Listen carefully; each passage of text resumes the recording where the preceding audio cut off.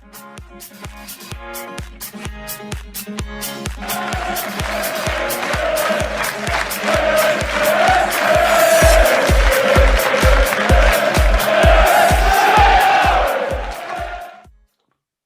everybody, welcome back to the Stacey West preview show. I'm your host Jake. I hope you're all well this evening as I record. Very fortunate to be joined by Kaz from the Gascast. Kaz, how you doing, mate? All right? I'm good, thank you very much for having me on. No, it's more than welcome. I think you are the face for Gasheads nowadays. I won't get that far. Anyway, just sort of before we sort of talk about football, how are you sort of finding lockdown and working? How's that sort of going for you? Yeah, I mean it's getting better now that we're coming out of it. It was at the start I found it really difficult, and missing football is a big thing for me because it's all I base my life around, to be honest. Obviously do a podcast and having no football was a real stinger, but I think it sort of helped not knowing how long it was going to go on for, and each month was sort of as it comes with extending it. Because I think if I knew at the start that we were going to be a year out, I probably would have thought in my mind that I wouldn't be able to cope. But better times around the corner now, things starting to open up, and I just can't wait till August when we can all be back at the football again.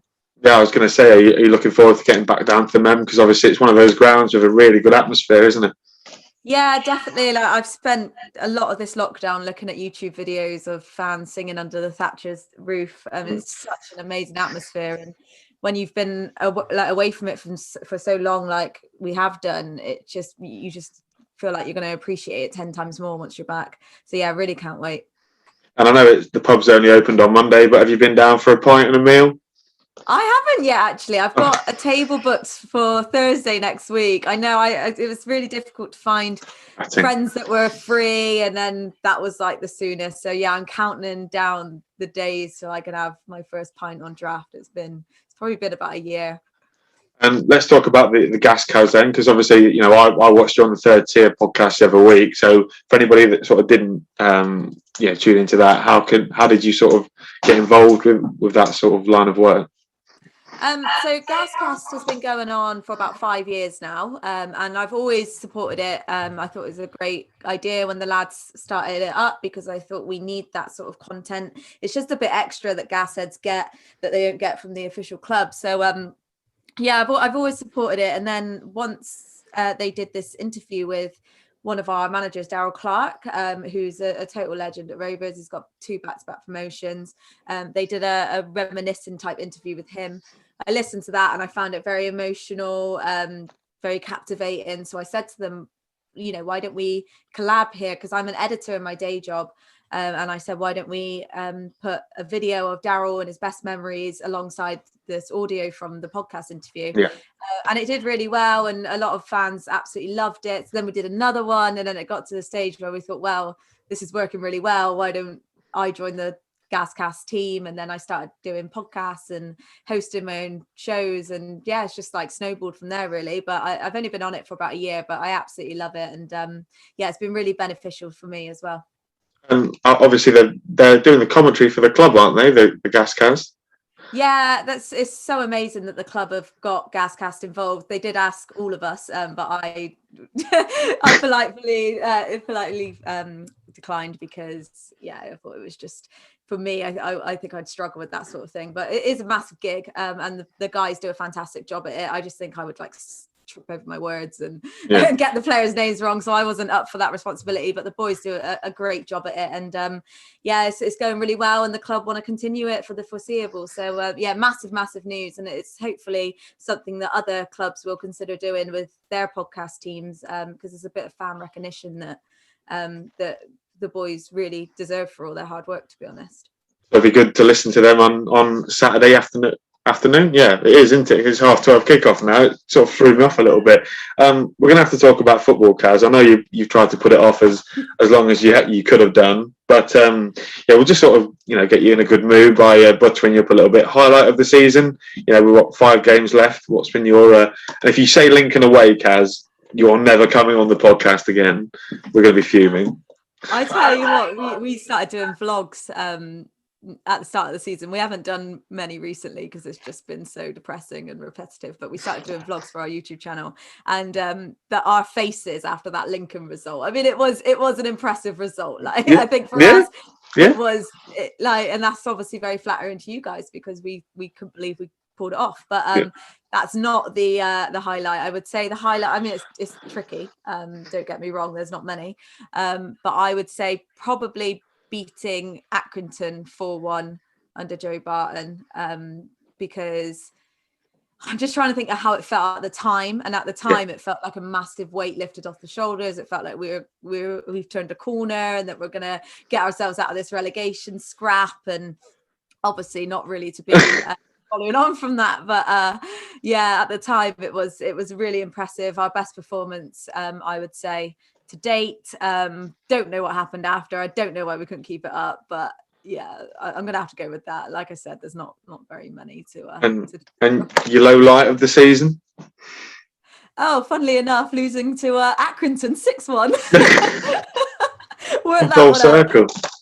Yeah, so we beat Accrington 4-1 at home, but before that we'd lost 6-1 to them away, and it was awful.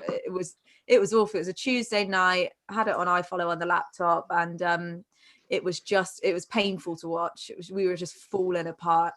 Aimer in defense, central defense, he made about 4 mistakes, so 4 of those goals were solely down to him, and it was embarrassing. And Twitter was very depressing and downbeat, and it was at that point we all thought we're going down this year. So that's not a nice memory at all. Well, can't relate, thankfully. You know, it's been a while since we've said that at Lincoln. But talk to me about Joey Barton then, because from the sort of outside looking in, it's sort of been a bit of a comedy of errors. Because in the press conferences, he's sort of, he's Joey Barton. We've come across him when he was at Burnley when we went on our FA Cup run, and he was an absolute prat to Matt Reed.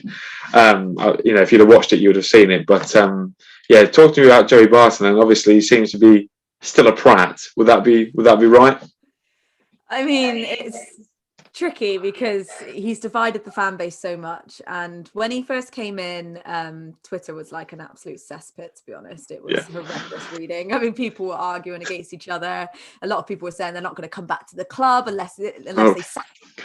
Yeah, not renewing their season till he's gone. It was pretty brutal. But for me, I was just interested in someone coming in who's going to stick a rocket at these players and get us out of this relegation zone. I did think he was the right person for it. Obviously now it's not really proven that. And I don't know, I'm torn between not blaming Joey for it because it's not his squad. He's not had a chance to put it right with the transfer window. He's basically having to work with what he's got, and what he's got is a pile of crap. So it's not really fair to blame him on our position in the table, like considering all of that. But there are a few things he has been saying in his interviews which make me think that he is completely losing the plot, such as saying that the referees have got a conspiracy against us, talking about how he made the players take off their shoes and soak up the moon energy because that will bring positive vibes. What does that mean? Can he just win games? All I want him to do is win games, and there's just some stuff he's saying which just makes zero sense. He said his presser came out today as well, and he said I went to watch the Lincoln MK Dons game, but I switched over to the Champions League to watch some proper football. I mean, it's just these things that you sort of think, Joey, he's a very intelligent man, but he has his moments where he just loses the plot and he's just not thinking. There's no common sense there. But I'm sticking with him. And I'm hoping that he could do something here. But if not, we'll just have to go again next season. I don't think we should sack him. But hopefully, once he rebuilds his own squad, he'll start to become a bit more sane again. The summer recruitment, we did an interview with I got a fan called Ricky, who's a Twitch streamer. He's a Gas fan. He was really excited by the summer recruitment. Zane Westbrook was one of those sort of players that really stood out. Aimer from Gills, Matt very well. He spoke really highly of him. You brought quite a few good names into the squad, and it sort of all just capitulated. Yeah, I mean, you can ask any gas head. We all were excited about that transfer window. It just seems so impressive. Sam Nicholson is another one as well. If he wasn't injured so much this season, he'd be a contender for player of the season. Yeah, Westbrook. We had Josh Grant come in. Amer, who was Gillingham's captain, obviously. It was coup to take a captain of a fellow League One club, or so we thought.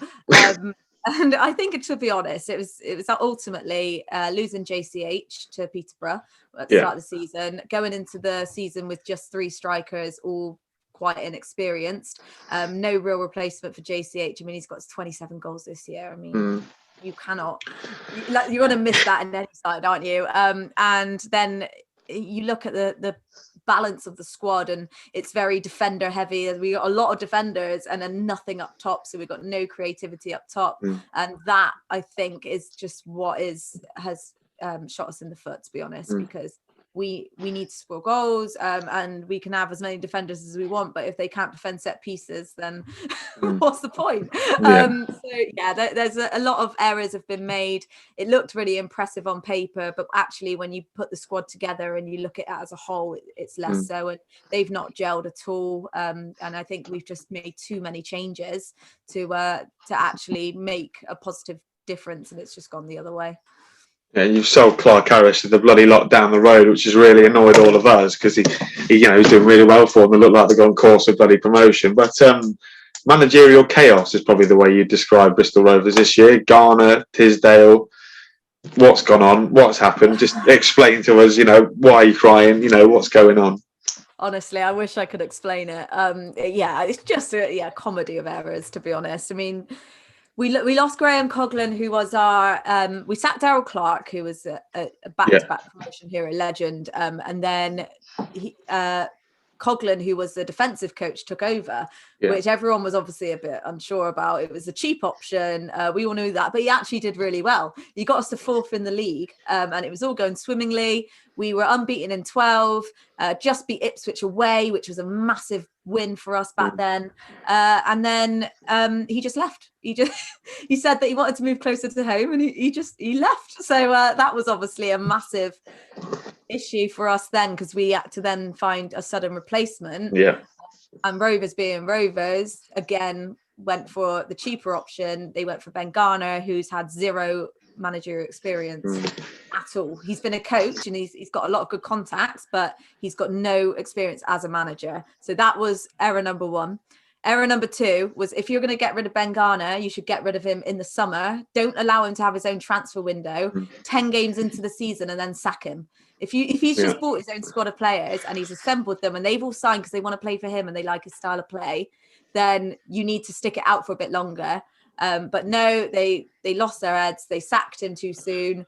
10 games in, he was gone. Okay, fair enough. Bring someone in who's, a bit ambitious. Don't bring in Paul Tisdale. I'm sorry. What are they doing? And then, so obviously Paul Tisdale comes in. Again, he's not a League One manager. He did well for Exeter, but that's about it. So Tisdale came in, started off all right, went downhill really quickly, didn't win in 10 games, sacked him again. It's been a bit of a roller coaster season, to be honest, and it's just been emotions just all over the place. I think Tisdale sacking was right, but I wish that they did it before the transfer window and they brought Barton in sooner, because I think if Barton had his transfer window in January, then perhaps he would have done a better job than to get 0 strikers in when we clearly needed a striker. But and breathe. That's how it went. And, I look at your running, you've got some difficult games left, haven't you? Are you confident that Rovers are not going to be a League 2 club next year? I think we're down. I'm sorry. We just... Confident. We love it. Oh, no, I just think that's it. I think we are our own worst enemy. No one has taken more points from Bristol Rovers than Bristol Rovers have this season. You're 1-0 up, you hold on to it. And we just have this real problem with having that mentality to keep going. So a perfect example would be Charlton away, where we went 2-0 up. Hold on to it. No, they're going to lose 3-2. It's just things like that where we shoot ourselves in the foot. We are our own worst enemy. And I'm sorry, we fully deserve it. We fully deserve to go down. You see Wigan and Wimbledon, picking up points, winning 3-0, 1. We just don't have it in us. And as much as it pains me to say it, I kind of accepted it a long time ago now. When we lost to Wigan in the 95th minute, that was it for me. That's it. Down, relegated, move on, wrap up the season. Yeah, League 2 promotion tour next year when you can get into grounds, I wouldn't be against it. Well, yeah, but it's if it goes that way. That's the thing. Like, I'm confident if Barton stays, then he can build a good squad in League 2. I think he'd be quite a good League 2 manager. He did well with Fleetwood. So hopefully, if that happens, then great, all is forgiven. But I just have this fear that it could easily go the other way, and then we can end up in a League 2 relegation scrap. We'll be missing the glory days of beating Lincoln in League 1. Kaz, don't. Please don't. No, I don't want to relive the conference days. They were bad. You only spent what did you spend? 1 year down there? Yeah, we had 6. We had 6. 6. That was my fear as well. So like I said, it's that fear of just getting stuck. But the conference season was brilliant because we were winning every single game. We're only there for a year, selling out every week, beating teams 5-0, 7-0. It was glorious. Yeah, 3-2. My fault. I'll hold my hands up, Lincoln fans. That was my fault. I've looked at the Who Scored website about the game against Northampton last week. I've just noted 3 things down. Apparently, you like to play long balls. You give cheap free kicks away, and you give the ball away an awful lot. That sounds a bit of a recipe for disaster. Just what's going on? I mean, I don't know about the long balls thing, because what I found from Rovers since the Ben Garner days, it's not really changed very much, but we do try to play a lot of tippy-tappy passing along the floor, and we'll have spells where we look really, really impressive, but then it will get to the final third and you realise we've got nothing there, so it's pointless. So, I don't know about the long balls so much, but everything else spot on. I mean, if you get a set piece, you're laughing, because we are so bad at set piece. I think we conceded the most out of anyone in this league when it comes to set pieces. So you're going to want to get a set piece. We just can't score. Like, we just cannot score goals. We've got 3 strikers that I don't think they've scored since February. All 3 of them. February was the last time they scored, which is shocking. I'd like to see James Daly playing, because I kind of think he's been benched a lot. He came from Palace. I just think it can't get much worse, to be honest, with what we've got. Can't score goals, do give the ball away quite a lot. We try and be all like the likes of Westbrook will try and have that flair about him, where he tries to backheel it, and it just, the other person he's trying to backheel it to isn't caught up. They're about 30 seconds behind him. So it's a nice idea, but it doesn't work. It's League 1 football. I just wish we would just play it simple, but we don't. And that is why we lose the ball a lot. Set pieces, the Achilles heel of our season. Just enjoy the 3 points. Well, let's hope one of those back heels goes in straight to Morgan Rogers and he can do what he does best. Key men then for Rovers. I've got one highlighted which sort of says it all, really. Luke Leahy, the left back. He scored on the weekend, I think, didn't he, against Northampton? I mean, it says it all, doesn't it? Look, our left back is our top scorer of the season. 11 goals for Super Lukey. He's done really well, to be fair. We had him last year and he was average. He had a lot of fans against him, but he's really stepped up to the plate this year. But again, he's a good player in a bad side. Luke McCormick is another one. He's on loan from Chelsea. He's a midfielder, but he sometimes will play in the front 3. He's capable of scoring goals, which is something that we need. So he's kind of picking up the pieces for the strikers and doing their job. But he's dangerous, and on his day, he can rip a team to shreds. So he's a very good player, and I wouldn't be surprised if I see him in the top level of football one day. He is just one of those gems that you see in the lower leagues and you spot them out. The rest of them. She's struggling. She's out of ideas. Jacola in goal. Got to give it to Jacola. He is easily, if he didn't get injured so much, he'd easily be one of the best keepers in League 1. Is he from Reading?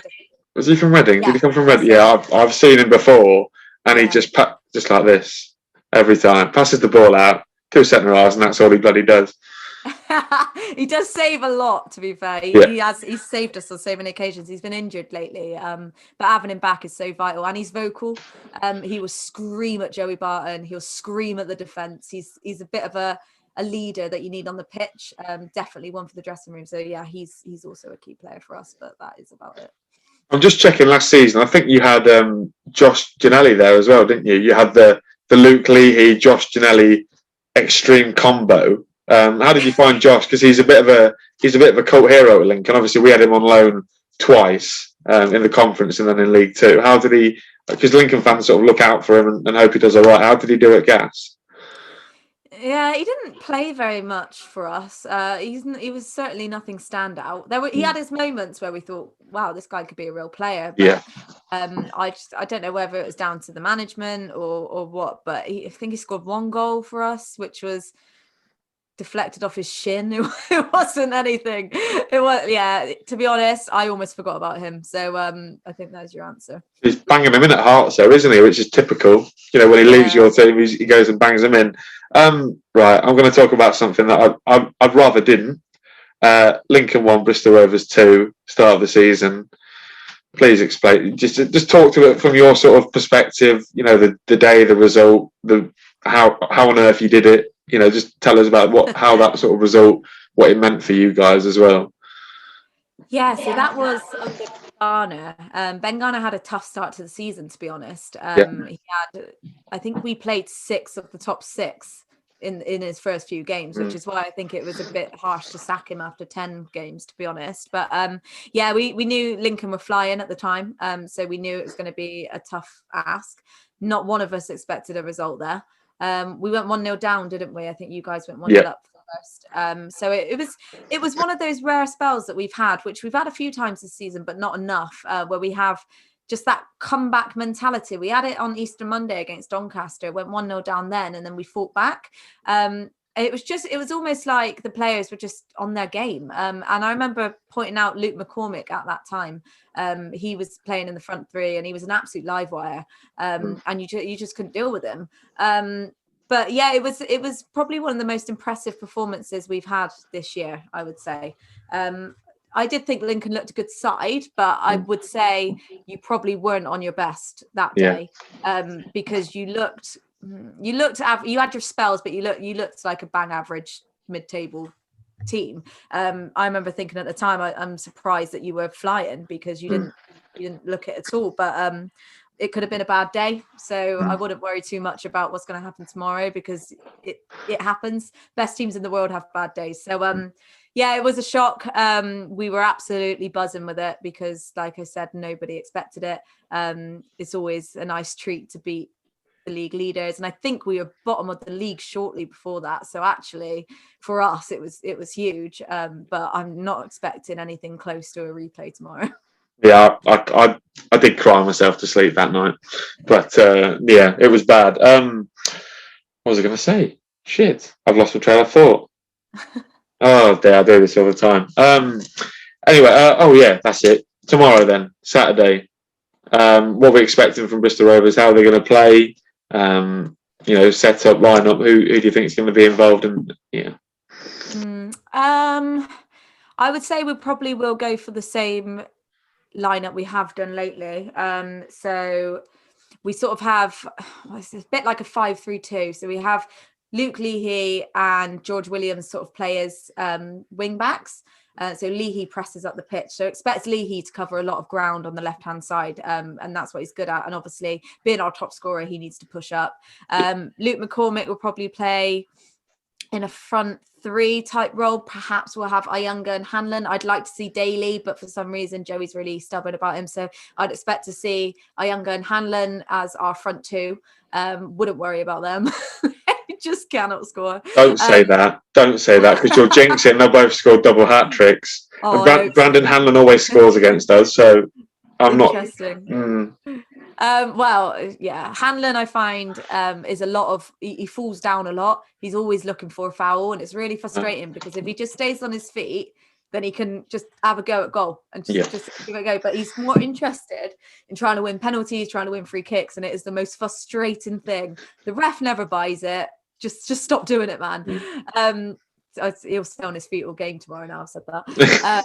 And yeah, our defence, we've got Baldwin. I would say Baldwin and Harries will be central defence. Don't think Kilgore's back just yet.